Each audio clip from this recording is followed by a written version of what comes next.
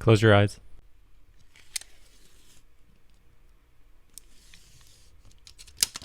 Tape? Is that tape? I was gonna say tape too. Oh, is it a tape measurer? It is a tape measure. We get these, bro. All right, I gotta do one now. Here we go. Okay, I'm gonna eat a food, and you gotta guess what it is. Nope, we're not gonna do that.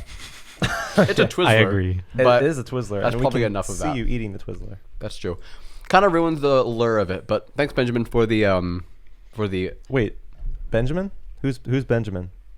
Benjamin. Benjamin? Oh, you mean our guest for the Our podcast guest today? for this episode. Well, Hello. Clocking in at 5'11" 3/4. Here he is, Skinny as all get out. dude. How's it going? I was hoping for a better intro, but We could I absolutely guess do I'll better. take that. That was pretty half-baked. It was intro. very half-baked. Yeah. Computer engineering grad. Well, Not a no, grad. Not a grad. Student. I've done 1 year. He's a freshman. Well, Sophomore now. Benjamin, how are you doing? I'm living life. Living life. That's great. And you know, the interesting thing about life is that it has its ups and downs, doesn't it? We have does. our Ebbs and flows. great moments, and we have our not so great moments. And as always, we kind of wanted to focus on those not so great moments. Naturally. Absolutely. And, you know, I think what we wanted to do is we wanted to take a trip down memory lane to look back at our childhood a bit and to kind of recognize that, you know, we've all experienced some sort of trauma regardless, you know? We've all had some scarring childhood memories. Indeed. And just to dive into those memories and resurface the pain, I think is a really good idea. So today, what exactly are we doing then? So today we are going to be joined with Benjamin, our special guest, as we discuss childhood trauma experiences, right? Because everyone goes through these, and when you're young, these often have, whether emotional or physical trauma, these often have a very immense impact on you as a young and growing human being in the world. So we're just going to discuss a few of our top traumatic experiences as children. And just to share those, really, to share our traumatization Sure. with everyone, you know, because I think people would love to hear our pain. And laugh. hopefully we get some value out of this. Yeah. So I'm both honored and concerned that you chose me for this episode. You know, we knew that you would have a multitude of stories to share with us. So Of that course. being said, Benjamin, you want to start us off with our first story of trauma and pain as a child? Sure. I've got a couple. Which one do you want first? That one. You want to start off big? let's start off a little more low Yeah, key. let's chill. Low-key? Chill. Okay. We're gonna chill. build up. Absolutely. All right. So my first one, this was a great learning experience, we could just say. Okay. So we were in this homeschool group, okay?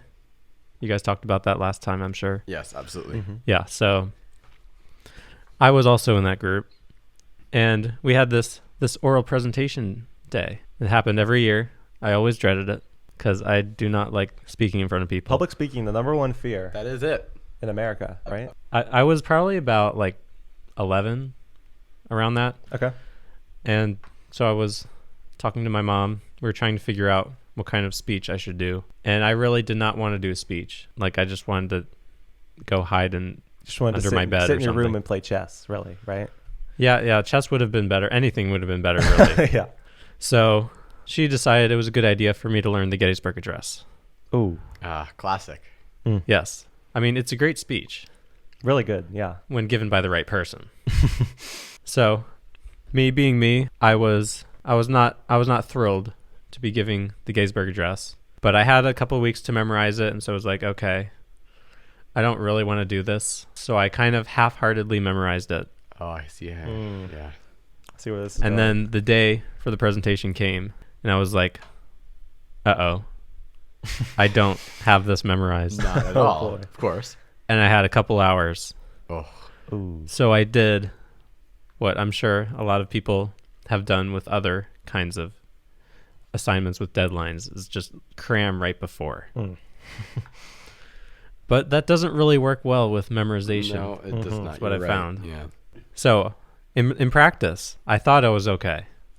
But then once I got there, I was like very nervous the entire time. Oh, of course. Yeah. So I saw people go up and they gave their speeches, and it was great. And then it was my turn. Oh. And so I go up, and I start okay. I had the beginning down pretty well. Mm-hmm. And then I just got about halfway through, and I just could not remember it. No. The worst. It's just like Yes. the stage fright was just too much. Yeah, maybe it was the lights or like all the people staring at me or being on the stage like 3 feet above everyone else. Ugh. It was just really, I just did not know how to deal with it. And so I just kind of stammered my way through it. My mom was down in the front row mouthing the words to me. Yeah. Hey, at least you had your mom coming in Yes. clutch Mm-hmm. to But carry it home. I wasn't really able to pick up all of what she said. Because you didn't really know the speech. So Because it's I hard to didn't know know what it, she was yeah. mouthing, right? Yeah. Were you able just to grab the paper and just speak from it, or did you not? No, actually get I there? didn't. I just pushed right through, Oh gosh. finished the speech. It was not word for word. Ugh. And then I was like very glad to sit back down. Now, how do you feel that affecting you today? Because one of the things we think about trauma is that it affects you later in life. Yes. So how is this still affecting you? Well, one thing is memorize your speeches if they need to be memorized. So one thing I like to do is not memorize speeches. I like to have an index card or something Oh, there you go. if it's allowed. If not, then we got to figure something else out. That's what we call post-traumatic growth. Yeah. Yes. Where you had a traumatic experience, BTG. you were able to grow and learn from it. That's really good. Mhm. Wow. Well, I have one that's not very similar to it, but it is very traumatic. No growth, It just was all very trauma. traumatic. It was pretty traumatic. Okay, cool. And it's hard to grow from it. But I was a youngin', maybe 10 or so, maybe littler than that. Okay.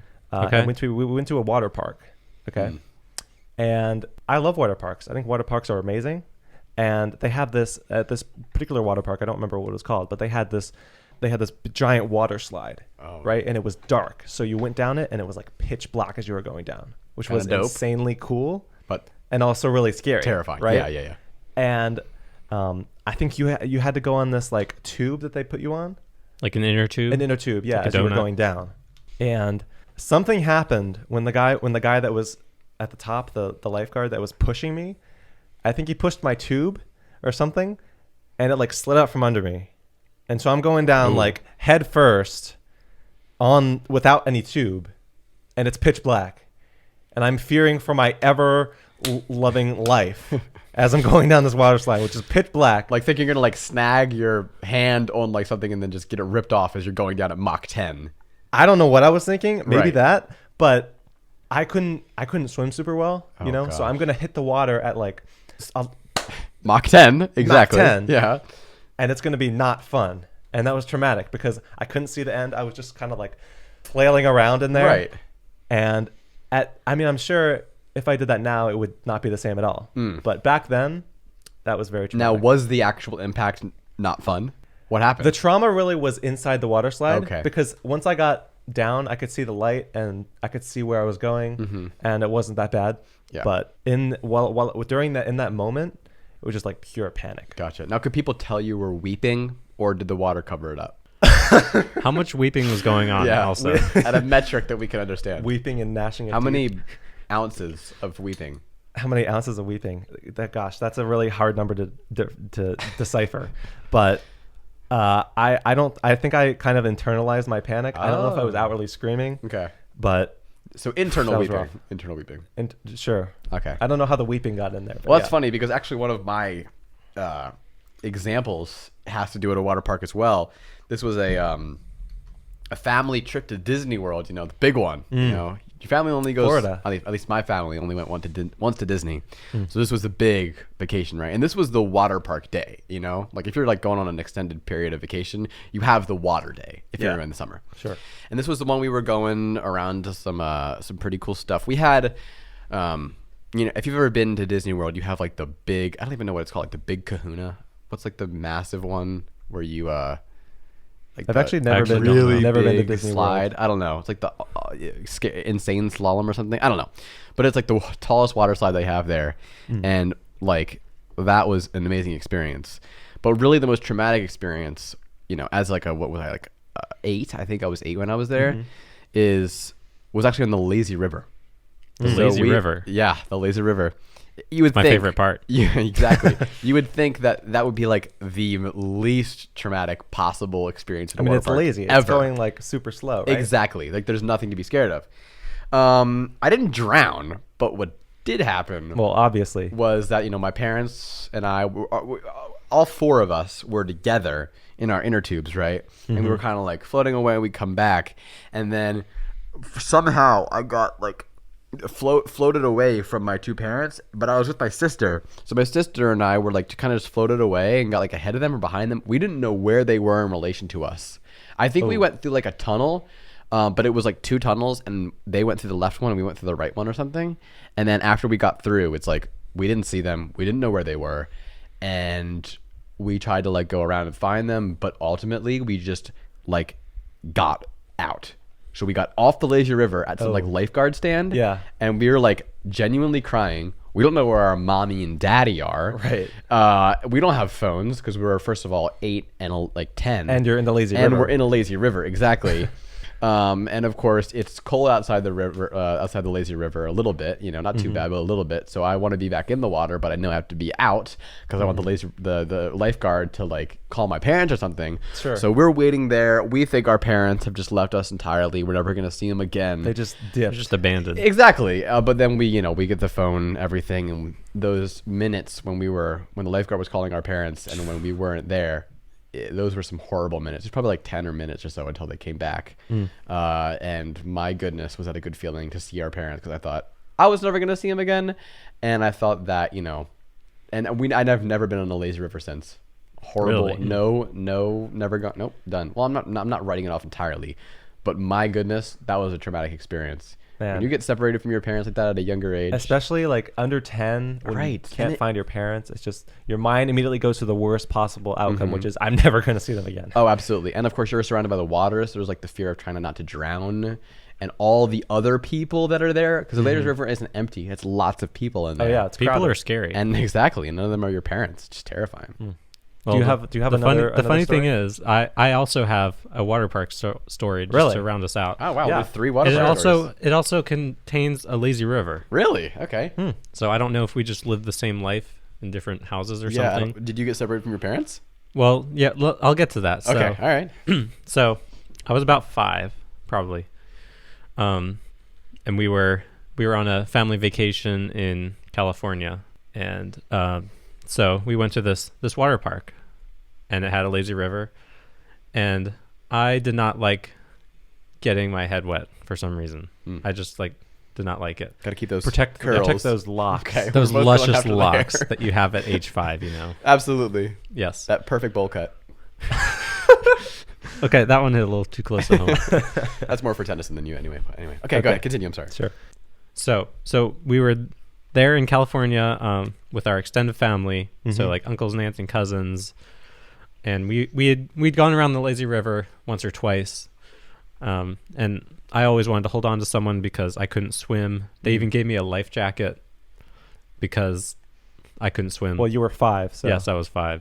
I don't know exactly, but so I had a life jacket on, and that made me feel better, but I still didn't like being alone in the lazy river. No kidding. understandable. Right. And at the end of the lazy river, they had these buckets, okay? And there were like a row of 3 buckets on the top, and they would gradually fill up with water. Oh. And when they got too full, they would dump. Oh no. And I was absolutely terrified of getting a bucket of water dumped on my head from 15 feet in the air. Scared of getting dunked on. Yes. And it hadn't happened yet because we'd guessed right the last couple times going through the lazy river. So our family had finished the lazy river, and we were just in the pool on the side, which was connected to the lazy river. And I was just swimming around and swimming near the lazy river, and one of my parents came over and said, "Hey, don't swim out into the lazy river." Oh boy. And I can guess what I have happened. a feeling of Yes. what's going to happen in this. So I was like, "Oh, okay, yeah, I won't." And then just a few minutes later, Oh man. I was close to the lazy river, Taste it. and I could feel the tug of it. Oh. And I was just like, okay, this isn't too bad. Let's just see what it feels like. And it just became too much. I was being overpowered by the lazy river. Oh. And that was very, very traumatizing Like Certainly. the sheer terror that came over me Oof. as Also, I felt like myself getting tugged towards the water buckets, Lazily Yeah. swept lazily away. tugged Yes, with the great force. with the force of God's hand. It's called a lazy Yes. river. It's a powerful force. It is. Like It is. You Mad try to powerful. swim against it, like you can't That's swim not against happening. it. Yeah, That's like a treadmill water. It's like a water treadmill. Right. essentially. Yeah. Yeah, I wonder if swimmers use those for practicing. Yeah, so I was in the lazy river, hurtling towards those buckets. Mm. That would have been like the death of me right there. Ugh. But luckily, there was a lifeguard on the side, and she was like, "Hey, do you need help?" And I was like, "Yeah." So she pulled me out, Wow. That's and I really was good. fine. Clutch lifeguard. Absolutely. I learned a valuable lesson, not to disobey someone when they say, "Hey, don't do this." Yeah. Mm. And if you get close to the line, you might end up crossing it. So Wow. So yeah, you were approaching that line between like the pool and the lazy river, and you got up just close enough, but just were taken out by the river of laziness. That strikes a chord with me because I've been in very similar circumstances, thankfully on dry land, but approaching the line nonetheless. I've had literally actually physical lines that I've crossed. When I was a kid, there's always that brother sister dynamic. I'm the annoying one, and she's trying to get me to go away, and then she's like, "Well, actually, don't go away because you're my brother and I love you." Right. But then I'm like, "Well, you push me away," and then there's like reconciliation and so forth. It repeats forever, right? Siblings. And in this particular instance, she was on her computer or something. I don't know if she's like trying to do some editing. I don't know what she was doing, but this was when I was like 7 or something. I don't know. But she's trying to do stuff on her computer, and I'm in her room, and I'm like, "Hey, Maddie, boo, boo, boo, boo, boo, boo." Annoying little brother stuff. I get it. I understand who I was. Okay, who I was, understood. Not anymore. Right? You've But who I changed was. But who I was. significantly, Growth. Exactly. That's a theme here. Exactly. Growth.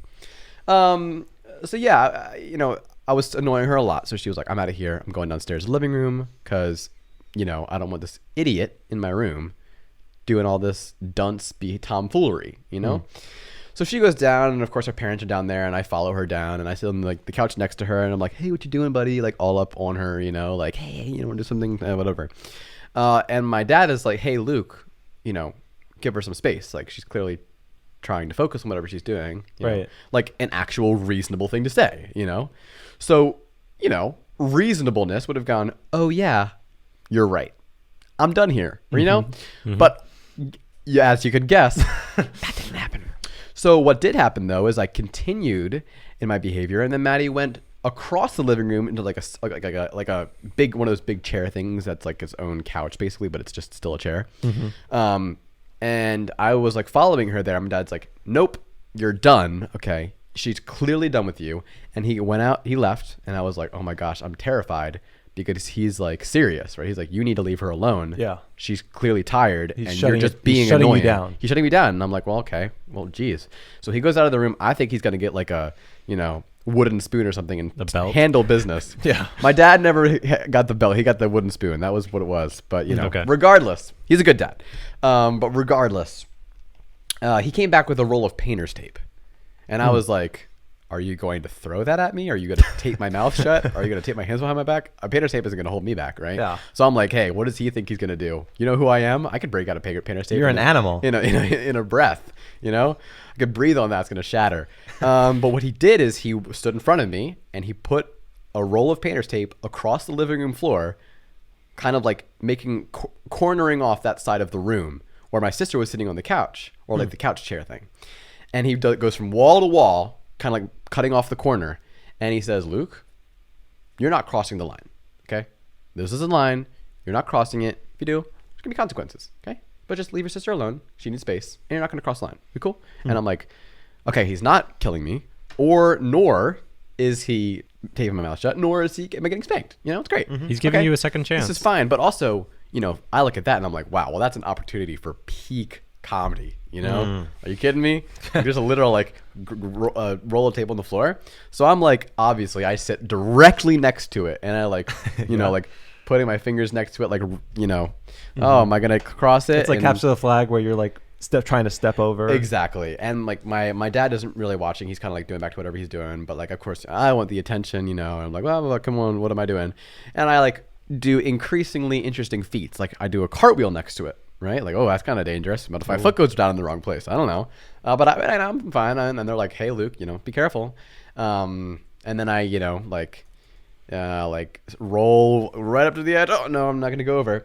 And then I get down, and I decided to do a somersault next to the line. Oh, like parkour. Across, like, you know, just doing a somersault. And I'm like, oh, this is going to be a really good gag. You know, there's kind of some risks. I could cross the line, right? But I'm not because, you know, right. Your boy's athletic, parkour skills. And I'm like, let's go. We're going to do this. And I start the somersault, and I feel my weight wobble. And I'm like, oh no. We all know what's happening here. And I come down with my entire left leg crossing over the painter's tape into the ground. And at that moment, my dad stood up with a vehemence in his eyes. And, you know, I wish I had the skills to repeat what he said with dialogue, but you understand that when your dad, you know what I'm talking about. When your dad has that look in his eyes, you know, you pushed it and you crossed it. That was on you. You know, it's completely on me. And it's just like, I'm done. And I think I got timeout. He brought me out of the room. I'm up in my room for like the rest of the day, you know, type of consequences. But really, like that physical representation, I literally crossed this painter's tape line. And you know, my mom, like, oh my gosh, you're deserving whatever your father does here. You know, I'm like, and I'm me thinking, I don't want anything to happen, but I know I'm completely deserving of anything that's not happening here.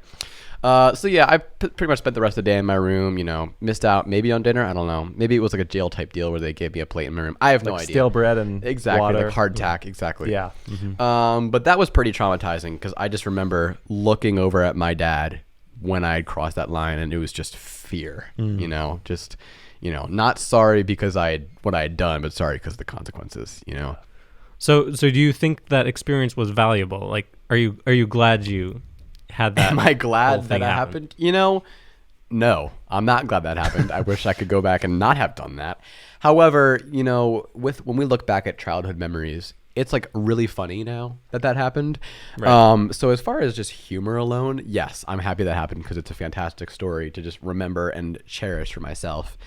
And of course, you know, I never really saw my dad was never really angry. He wasn't like the kind of guy that would be like, you know, you did the wrong thing. He'd just be like, you broke the rule. We already gone over this, and you get what we told you was going to happen. You know, he was very reasonable. But to experience that, it was like I hadn't really seen him like get angry before.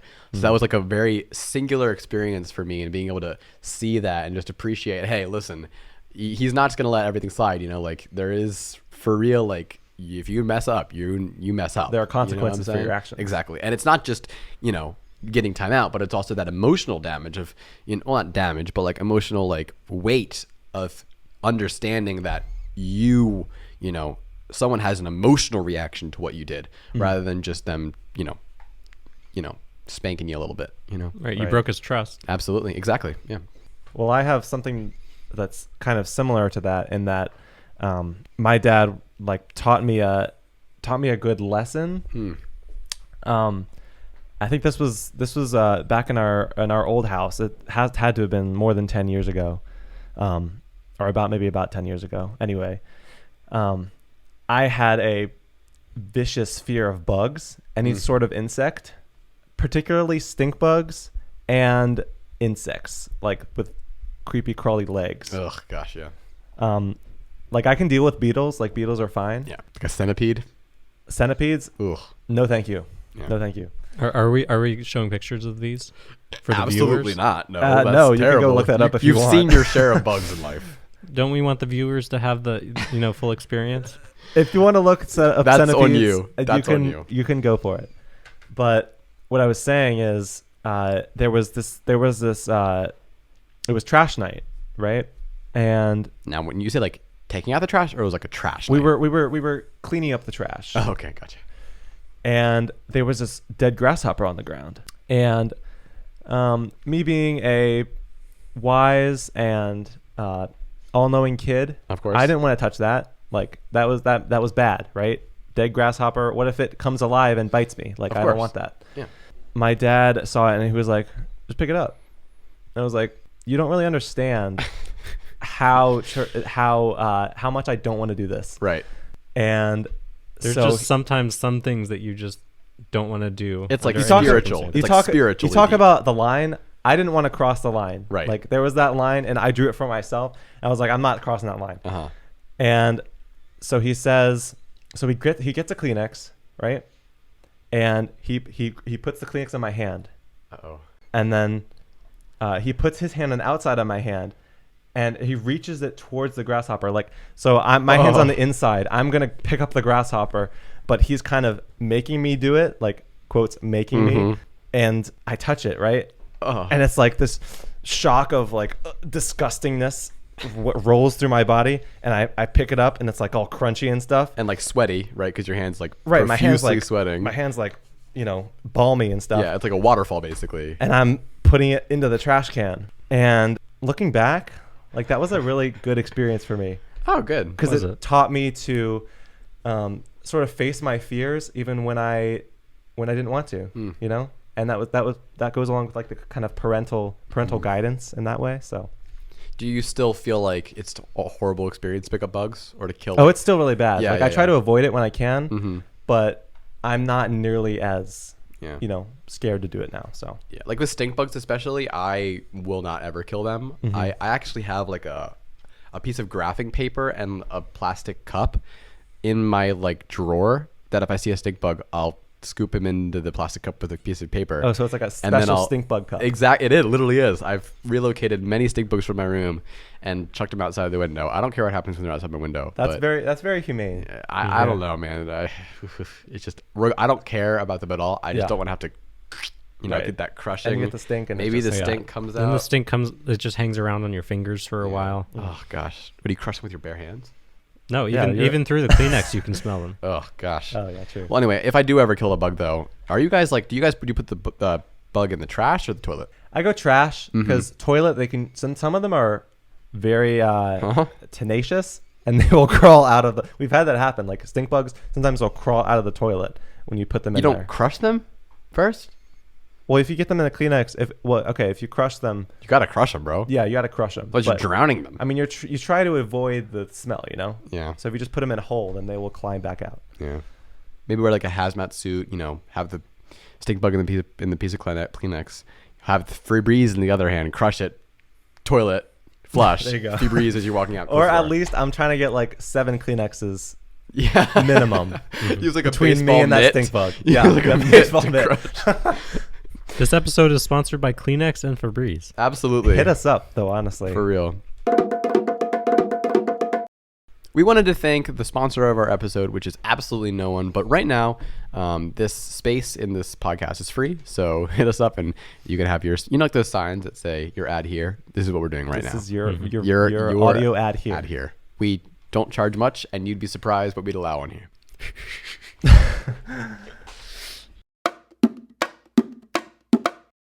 All right, so clearly I feel it's like a big part of trauma, not just emotional, it's like physical trauma. And I'm sure all of us have had our fair share of injuries that have happened. So I'm wondering if we could like close off with like a lightning round of injuries, like a short injury story. I can actually start us off if you guys want. Sure. Go ahead.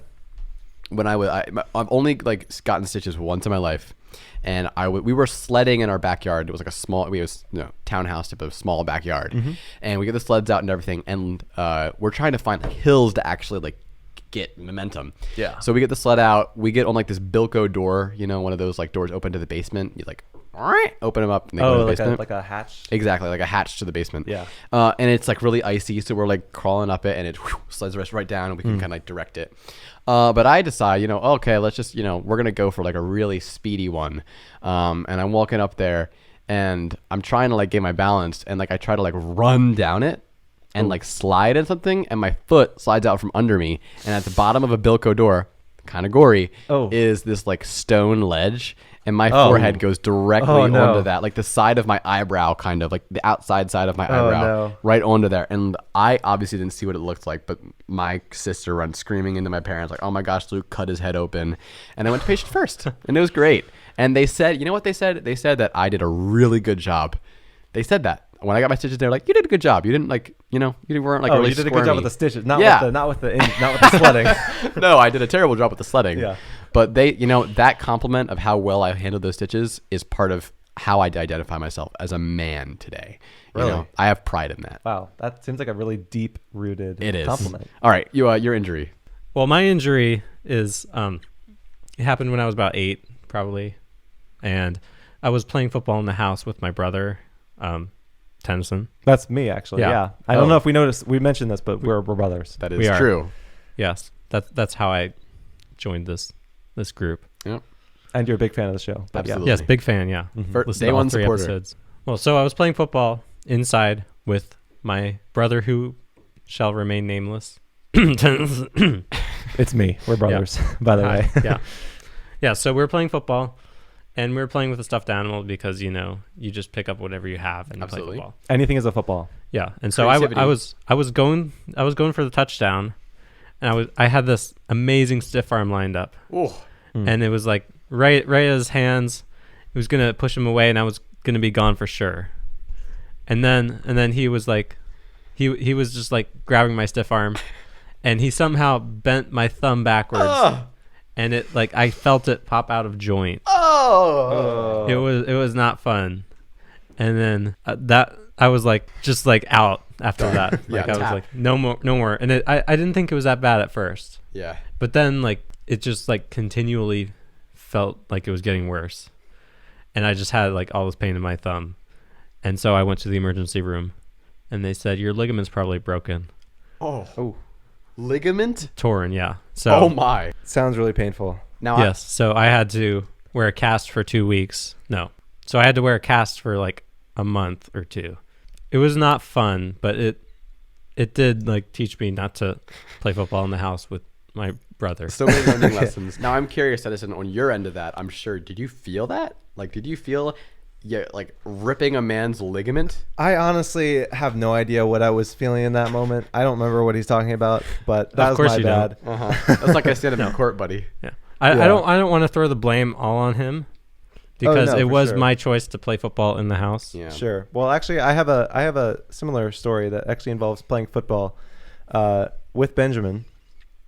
Here we go. And so we played in like this it was kind of a big room, but where the door was, there were like really narrow walls before it opened up into the actual room. And so we were playing football, and I don't know, I probably hit Benjamin with like a killer like juke or like Sheesh, stiff arm. Of course. Just kind of broke his ankles. And then I was going for the touchdown, and there was a corner of the wall there that I didn't necessarily see, I guess. You weren't thinking about it. You were just in the I was moment. I was going in for the moment. touchdown. I was balling out, and then I kind of spin into it, and then I go straight forward. Bam! My head hits the corner of the wall. Worst spin move in history. Really bad, actually. It was like in Madden where your power move failed. My power move failed, Oh gosh. and so I hit it head first. Oh. Blood immediately. I'm Gushing. screaming. Yeah. Awful. I'm screaming and crying, and my dad was there, thankfully, so he was able to like kind of. He was playing with us. He was playing with us. Oh, Yeah. wow. Wow. Yeah. So I think he was like the defender there. So yeah, but that was just really bad. I had to go to the emergency room. I had to get some stitches in my head, and it was just not a good experience. I still kept playing after that. Like not that day, but football was still fun. Absolutely. So 2 forehead injuries, and then a thumb ligament tear. Terrible stuff, Yep. really. Mm-hmm. But some great injuries to enjoy nonetheless, regardless. For sure. right? Yeah. Looking back, I'm kind of like battle tested now. Yeah, well, thank you, Benjamin, so much for joining us. It was great. Yeah, thanks for to have having you me. as a guest. Yeah, thank you so share much. Some of your awful experiences. But yeah, it's been great. Any thoughts to close us out with our podcast here today? I'm just thinking about that terrible ligament joke you just made. Yeah. Yeah. It's really Terrible. terrible. No, but thanks for having me. I'd be happy to come back. For sure. Absolutely. Well, of course, thank you for listening as well. Yeah. and Thank you we'll, so much. See you as soon as we get our next episode out. And of course, tell everyone about it. And actually, we should be available on YouTube now. Yes, yeah, I was just going to mention that we have a business email set up now. hit us up at hbtakes@gmail.com. Wow. Nice. For any requests, any feedback, anything you want to send us. We'd be Sponsorships, happy to if you wanna take be a it. guest here. Exactly. Any inquiries. business Anything that you want to inquiries. send there, we'll be happy to take that. We're on YouTube, Spotify, Apple Podcasts. So yeah, wherever you listen, thank you so much for everyone who's been supporting us and listening to us. I think we genuinely appreciate it. Absolutely. It's, it's fun for us to do this regardless. We just enjoy the experience of making the podcast and knowing that people are able just to listen to this and enjoy it regardless. Even if no one was listening, we'd be doing this. So the fact that you're here, just kind of enjoying this with us, it's just really cool that we have this community and just that we can share this with our community that we've, grown up in and know people have been through anyway. Yeah, it's really cool. So that's going to do it for today. Yeah.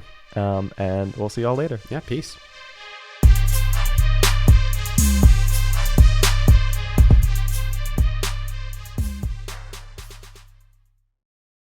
Yeah, so I was playing football with my brother. Sorry. Playing brother. Playing brother with my football.